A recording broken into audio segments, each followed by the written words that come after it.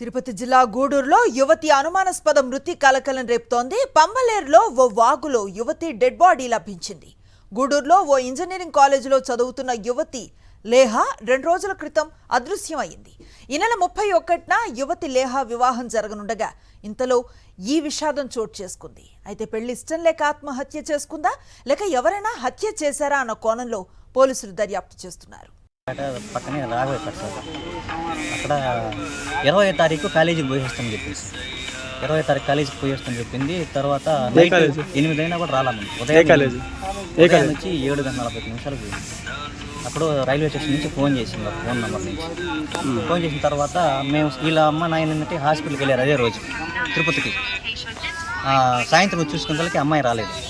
అమ్మాయి రాకపోతే పొద్దున కాల్ చేసింది కదా ఒక నెంబర్ నుంచి, ఆ నెంబర్కి కాల్ చేస్తే అమ్మ ఈ విధంగా రైల్వే స్టేషన్లో మమ్మల్ని అడిగింది, ఫోన్ ఇచ్చాము అని చెప్పారు.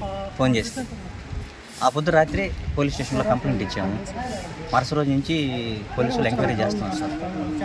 ఈరోజు ఇక్కడ దొరికింది. కనీసం ఫోన్ కాల్ కూడా ఏమీ లేదు. మ్యారేజ్ ఎప్పుడు? మ్యారేజ్ 31st ఈరోజు రేపు మ్యారేజ్. అంటే మ్యారేజ్ ఇష్టం లేక చచ్చిపోయింది. అది అట్ట ఇష్టమయ్యేదే కదా సార్, ఇష్టమయ్యే కదా. అబ్బాయితో బాగానే ఉంది. మెసేజ్ రాసింది కూడా అబ్బాయిని గురించే రాసింది. ఇదే అంశంపై మరింత సమాచారాన్ని మా కరెస్పాండెంట్ వెంకటనారాయణ అందిస్తారు.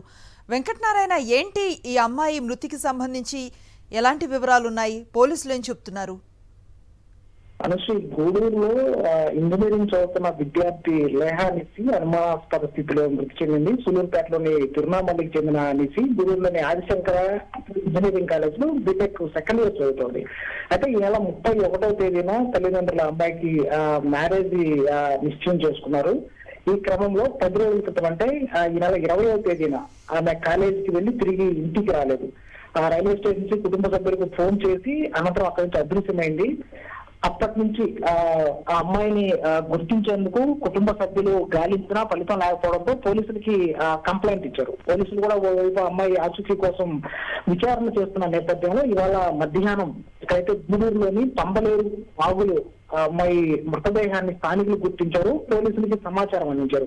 అయితే కుటుంబ సభ్యులు చెప్పేది ఆ అమ్మాయి ఇష్ట ప్రకారమే పెళ్లి చేస్తున్నాము, ఎందుకు ఆత్మహత్య చేసుకుందో పెళ్లి లేదని కుటుంబ సభ్యులు చెప్తున్నారు.